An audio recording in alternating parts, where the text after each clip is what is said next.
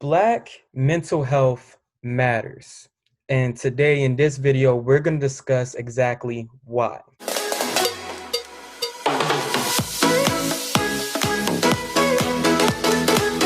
What is up, guys? My name is Antoine, and I want to welcome you back to the Splitting Image YouTube channel. Here on Splitting Image, if you're a first-time viewer, what we talk about is personal development and motivation for all millennials so that we can just create a better future for our world. And today, we're going to discuss a topic that I feel needs to be discussed and hasn't been discussed yet, and that is mental health in the Black community. I've dealt with anxiety and depression for a good majority of my life. A lot of people don't know this about me, but I have. And knowing what that was and identifying it was so critical for me. So today we're going to just discuss mental health in the Black community. We're going to discuss the influences that has had on just how people act in this community and what can we do to change it. So before we get into that, I want to introduce all my panelists in this discussion that we're going to have today. First, we have Jason. Hey everyone, my name is Jason Chateau. I am a 2017 grad of Towson University and recently completed my 2-year fellowship with Venture for America here, in Philadelphia, but just here in the area, currently visiting family in Ellicott City. So yeah, I'm thankful to be a part of this talk and this conversation, as I also am working on being a public speaker in this realm in particular of mental health and wellness. Well, my name is Derek D. Ross. I am a branding and integrator for business owners, small business owners. I do consulting. So I really work on building brands from the inside out. And this is definitely a topic and a conversation that goes into the thread of every single thing that we do in our lives, whether it's our professional life, our relationships. And so definitely excited to be a part of this conversation and just add value from my experience as an entrepreneur, just navigating, that particular, highway, whether from corporate to entrepreneurship, and how, just mental health and just support and how these things really play an instrumental role in the success in those spaces, but then also how we can create a community and support around that as well for each other. So. Hi, everyone. My name is Erica Bridgeforth. I graduated from Salisbury University in 2017 with my bachelor's in social work. I am also currently at Towson University pursuing my master's in health science. I graduate in May of 2021. I am currently doing a lot with the Black community. I run a outdoor group. I do a lot of stuff with Outdoor Afro, which is leading hikes and things like that. I like to do outdoor education with a minority youth in Baltimore. And I'm just happy to be a part of the mental health, be a part of the conversation in the African-American mental health community, just because I have mental health things going on myself, and just outreach and things like that is very important to me. What is up? My name is Carrington Hatton. I think I'm probably the youngest person here. I'm undergrad right now, junior at Towson University, law major, theater minor. I'm in the process of doing a couple of things. Like at the beginning of this year, I wrote a short book about my experiences in college, and it's called Someone: A Series of Lessons in College. It's basically about mental health and managing that, as well as like getting good grades in college and things like that.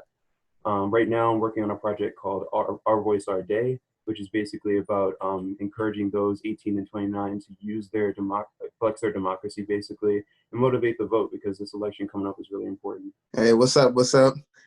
Thank y'all for having me. My name is Sean Harris. I am a technical writer. I'm also a poet and an artist. I've been doing poetry and spoken word as a way to cope with my own mental health and kind of express myself with my mental health for years now, for almost over 10 years now.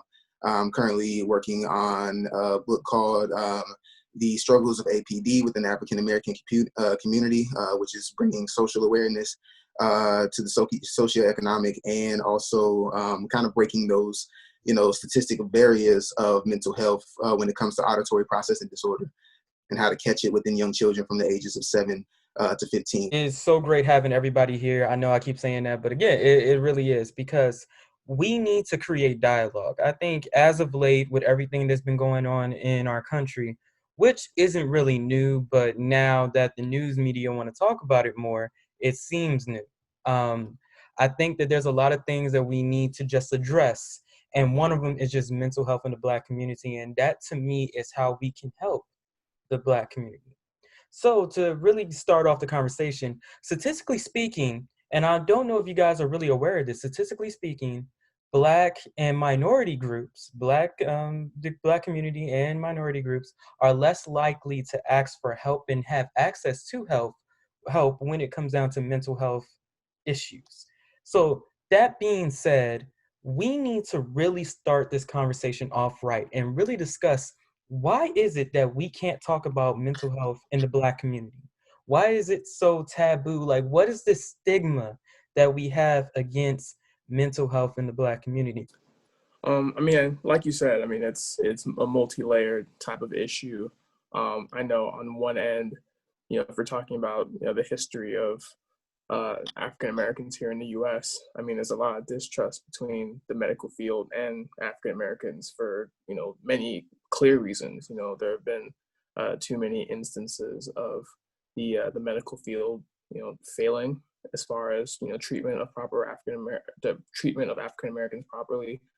There's been unannounced sterilizations. There have been a lot of real life testing, a lot of even disease infecting for the name of experiments. Like there's legitimate and justified historical reason to not trust.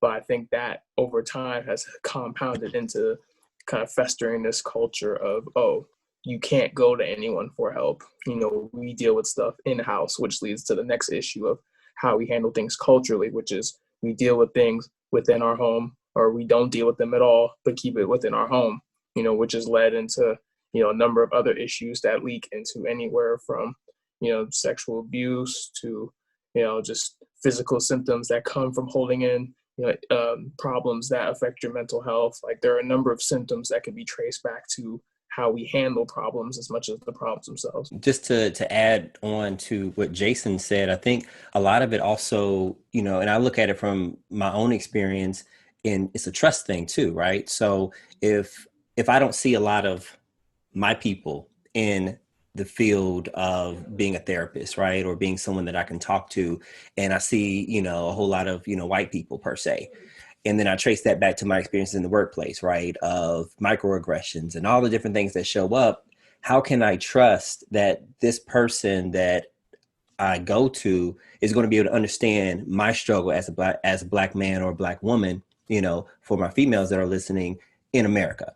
Right. And so right then and there, there's already this wall of like, they're not going to get my experience. They're going to not understand the fullness. And so I think one of the things is, hopefully getting more Black professionals in the space of being a therapist and a psychologist to help our own people with understanding that. But I think it also goes back to, even understanding, our day-to-day experiences play a role in that, and not wanting our vulnerability to be used against us, right? If I open up and share what I've gone through and share this, delicate piece in my life, is it going to be weaponized and used against me, right?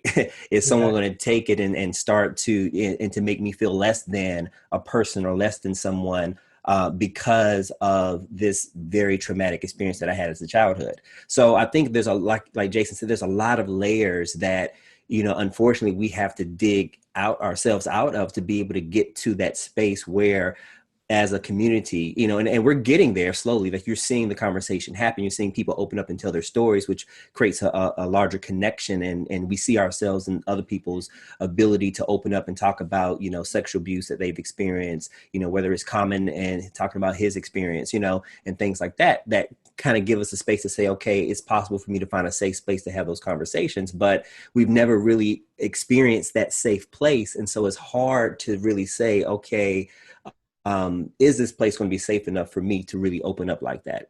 And then am I willing to take that risk for what potentially may come on the aftermath of it? There's a lot of layers, like you said. It's kind of like an onion, an endless onion with like 1,000 different layers that you got to do just to get to the root cause of the issue. But there's so many things that are piling up, historically speaking, how we just deal with things as a community, that it stops us. It stops us from really packing on to what is the source of the issue.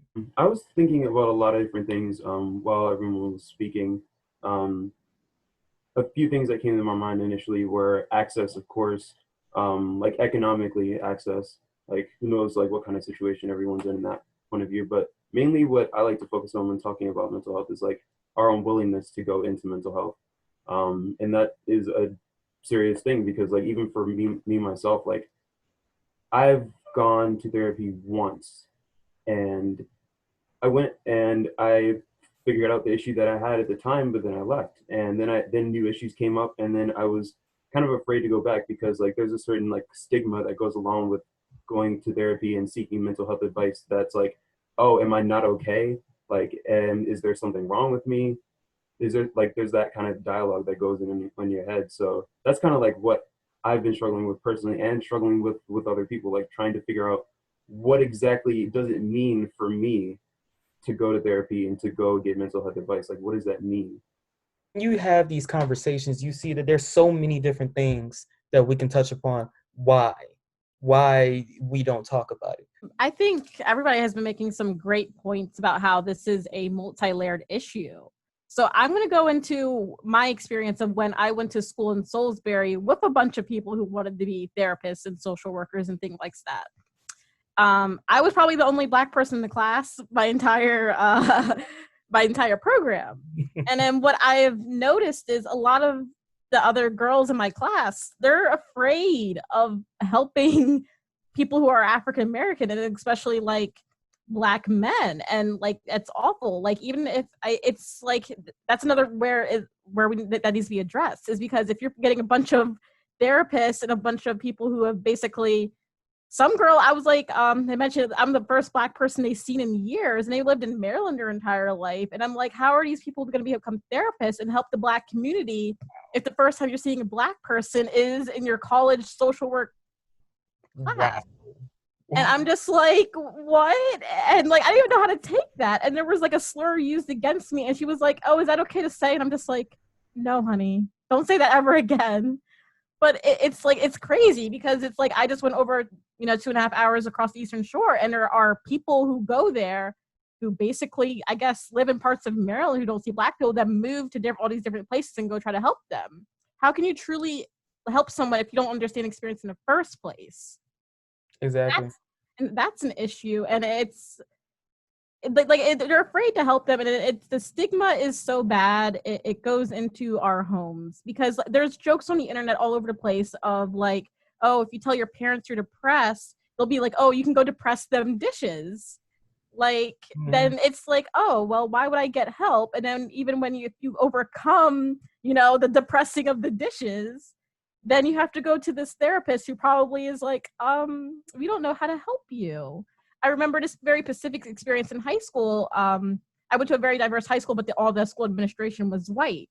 My friend who was a Black man was having a mental health crisis.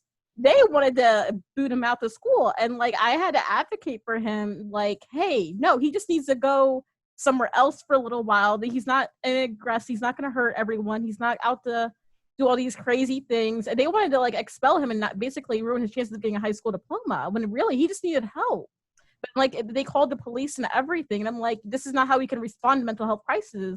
Because if you type on the internet of all these Black men who get attacked or shot by the police, they need help. They don't need the police. Like, oh no, they're doing this, saying this and that. And they just want to shoot them. And that's ridiculous. And then they'll have this crazy white person running around naked, and they'll be like, oh, they just need help. But the Black men do not get that same privilege.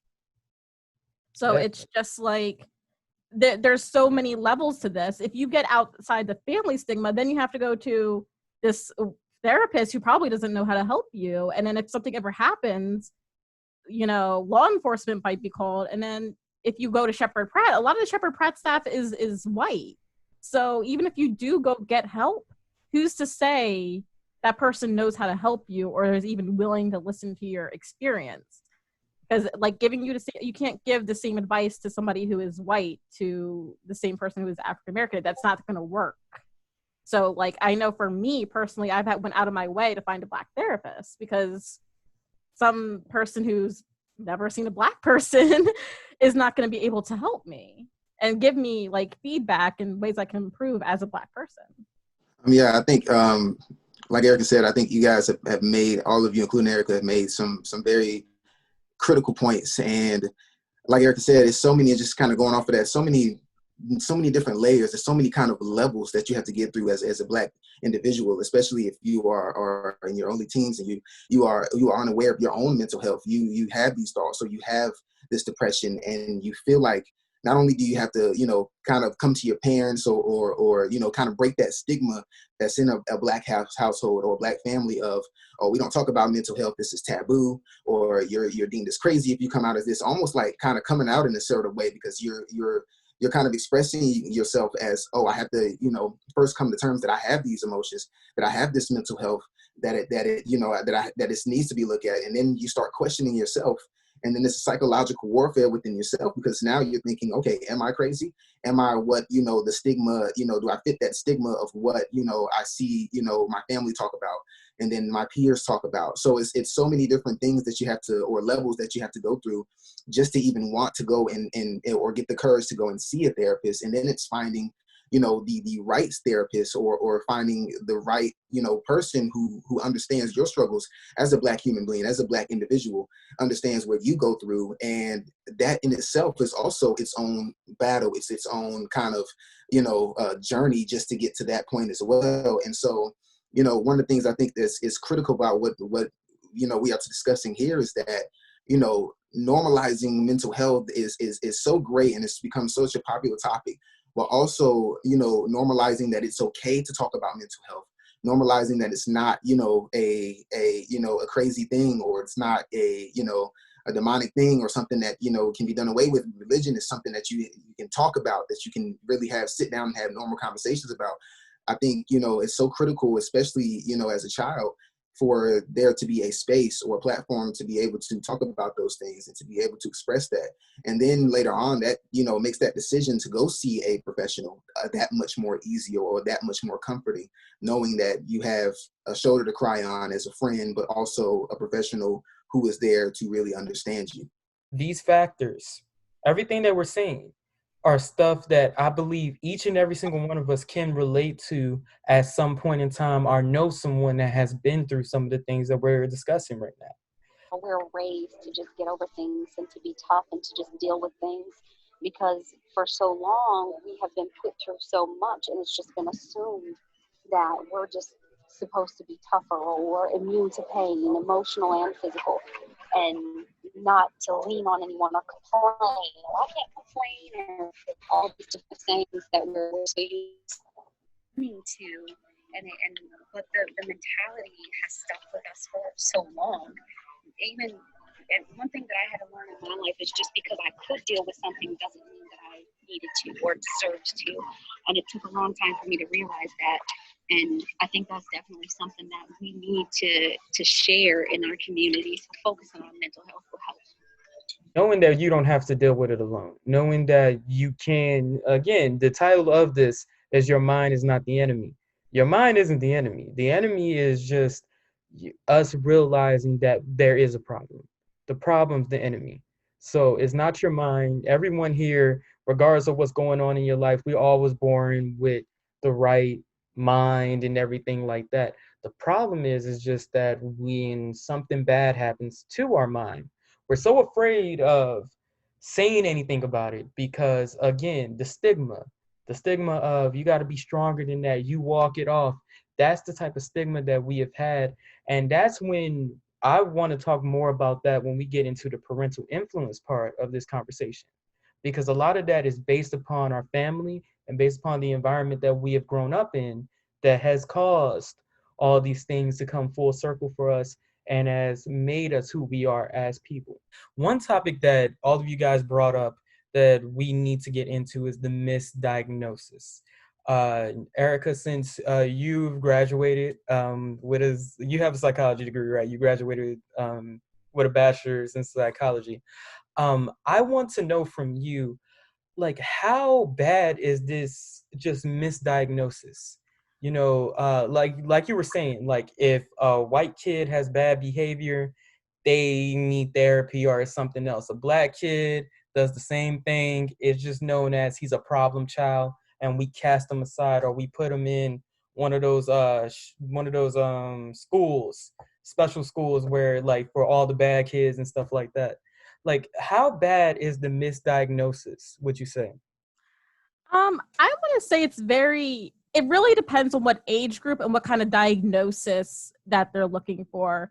For a long time, the autism diagnoses were really, really skewed. Mostly white people were getting diagnosed with autism, getting the proper services. It has been since equaling out among younger children. Children above about age 10 are still being lucked out, unfortunately, and they're not getting the proper services. It has been evening out for autism. But for ADHD, attention deficit, the diagnoses have been uneven, and also the treatment also has been uneven as well.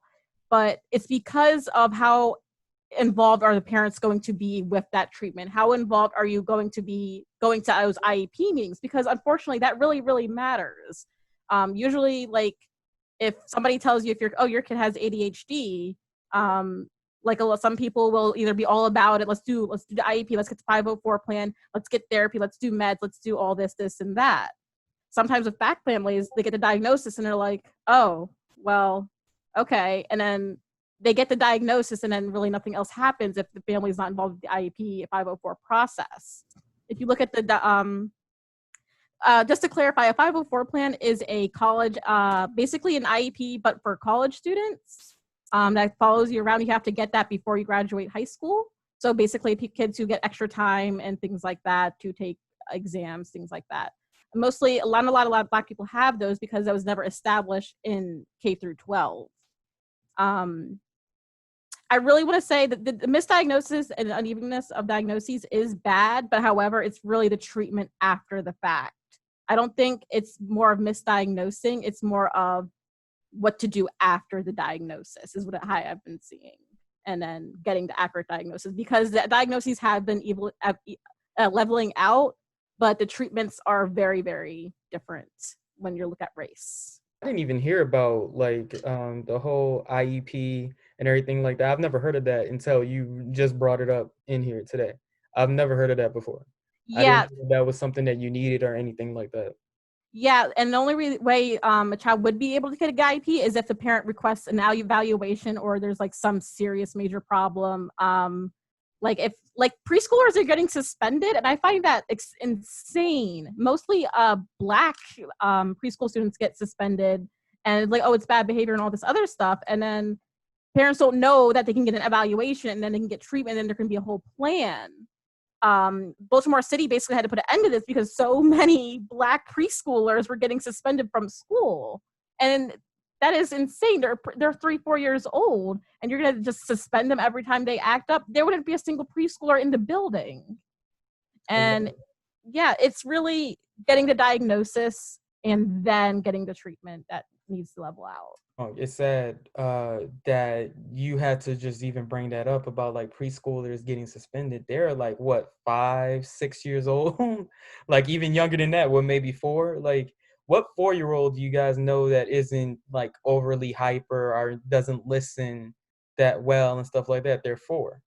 So I don't know. Maybe that's indicative towards what our educational system is like, who we have as teachers, the pay that teachers are getting, the training that teachers are getting, but that's for a whole nother video down the line. That's a whole nother different video.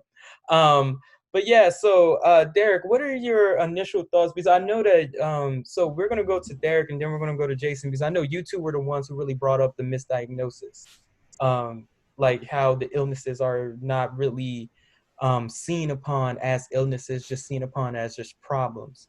What are your guys' thoughts?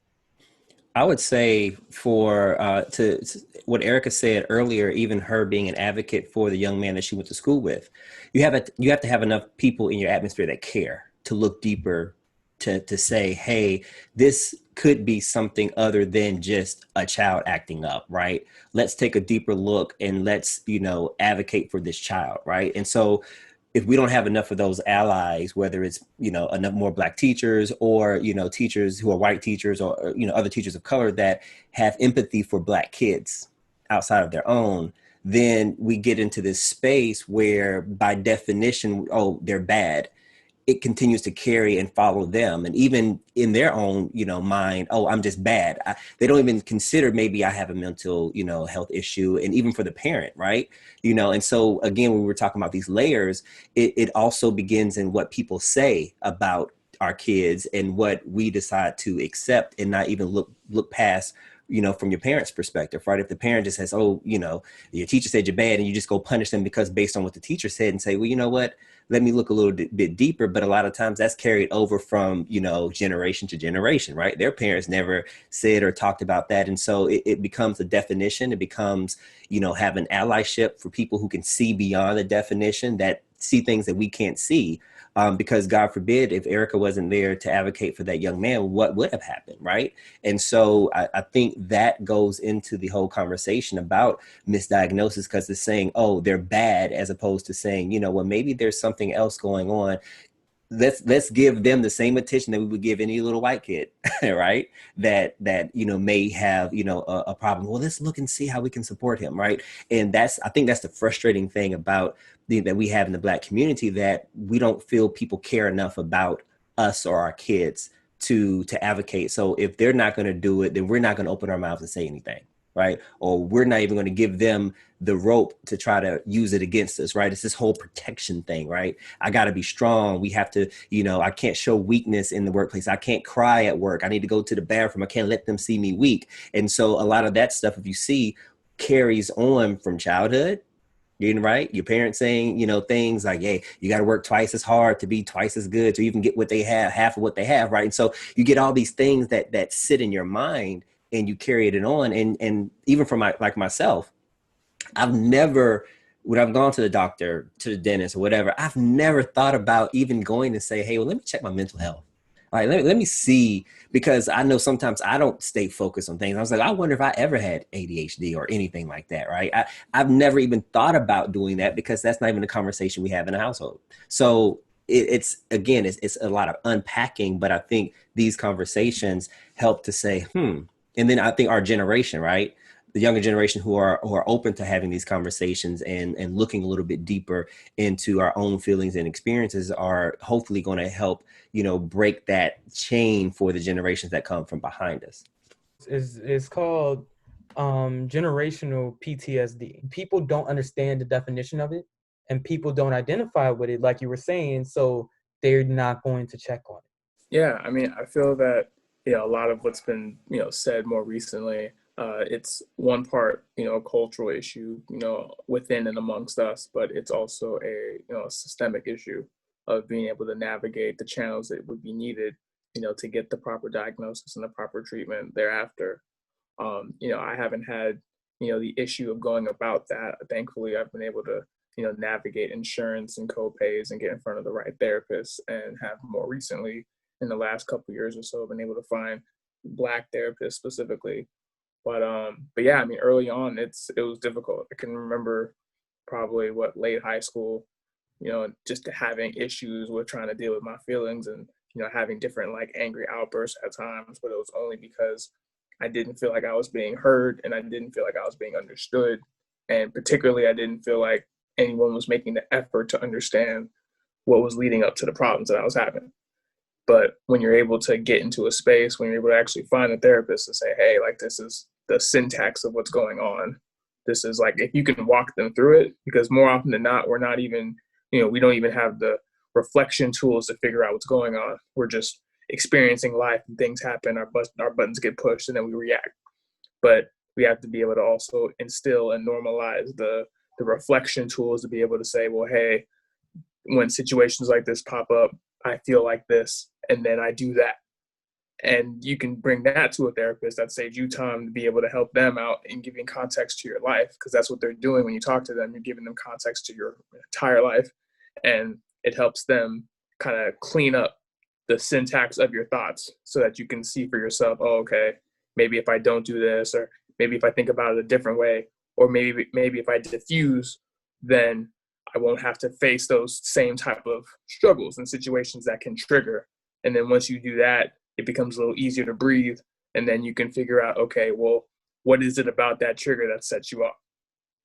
Something that you said was lack of resources. Lack of resources. I think that was one of the big things that really resonated with me about what you were just saying about just understanding the mental health and everything like that. The fact that statistically speaking, there's only 4% of psychologists are Black.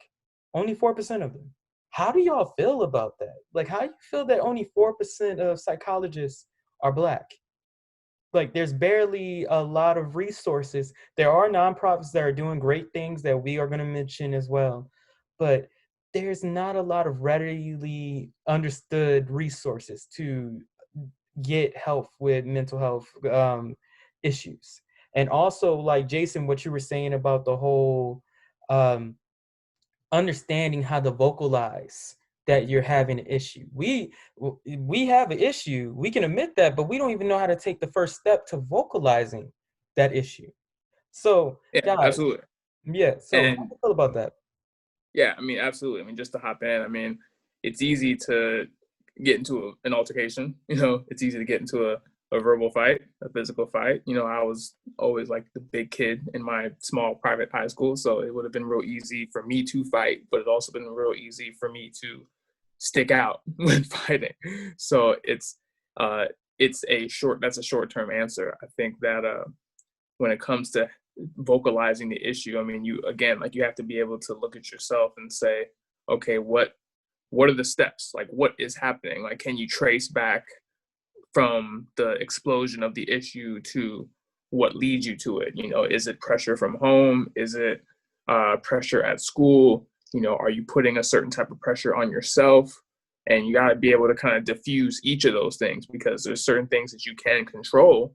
You know, you can control, you know, what you choose to do, you know, separating the action from the feeling.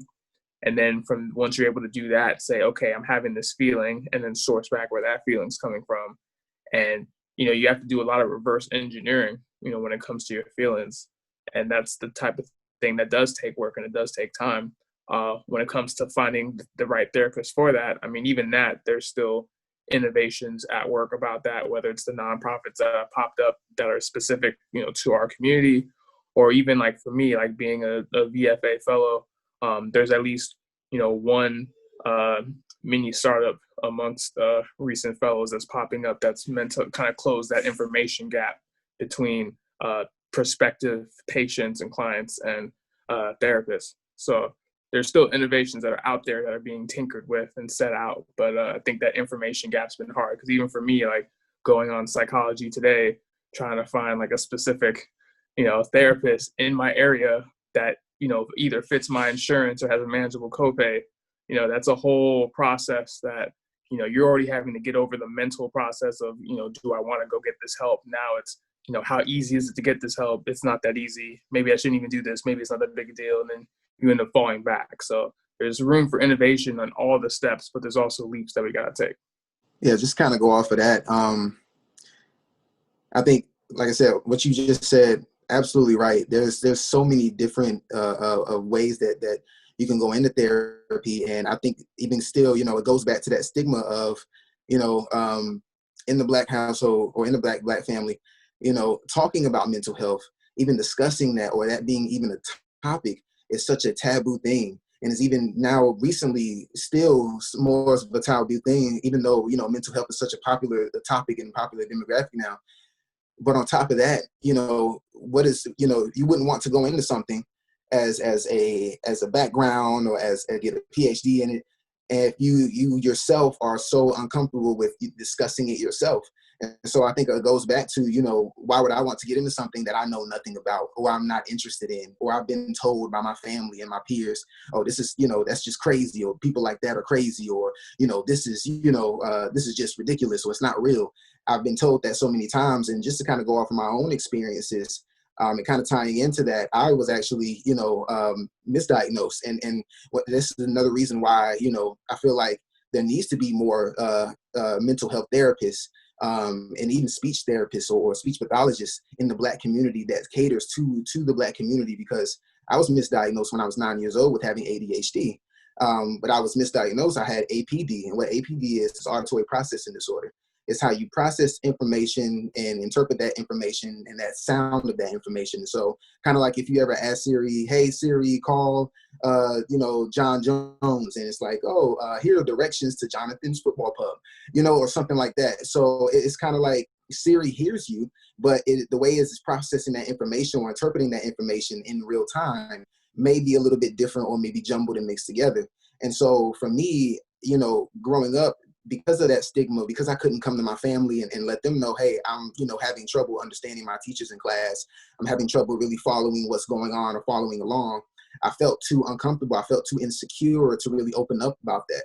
And then, so I had to deal with that most of my life and feeling insecure, not getting the grades that I wanted or not, measuring up to where I wanted to be because I didn't take the time to ask questions or ask the teacher to repeat themselves because I didn't want to look, stupid or, feel that way.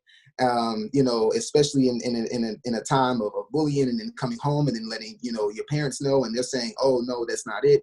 You're just, you just need to focus or you're just not hearing or being told, so many times that, how I feel or what I am dealing with is just something that is going to go away or a temporary emotion or just something that you can just, go to church and go get away with. So, I think it's very, for me, it's very sad to hear that there's only a 4% rate of Black therapists, speech therapists, because there's such an avenue for us to even to reach our own. There needs to be a way for us to be able to communicate. There needs to be a way for us to feel like we are, we are being heard, we are being understood. And, sitting down, and I've sat down with counselors, I sat down with white counselors who would look at me and they would hear my problems because they would hear what I would go through, not just, struggling with APD, but also struggling just as a Black man. And, growing up in a type of environment or a certain type of environment, and they look at me like they have no idea what I'm talking about. And so, the things that I would look for as a child, not getting that as a child, I find it more harder to open up and I find it much more of a struggle to do so, looking for that now as an adult. Yeah, and I'm guaranteed that everybody in this call can attest to feeling like that at some point in time in their life. So, again, that's what makes us having this conversation so important, is that let's decompact what's going on here. So that is what therapy is decompacting what it is that's going on there and being able to vocalize it and being able to have these type of conversations, not just with like white people or people outside your race, but with people inside your race, even people inside your family. Being able to have these conversations is what's going to improve the mental health conditions in communities, especially in the Black community.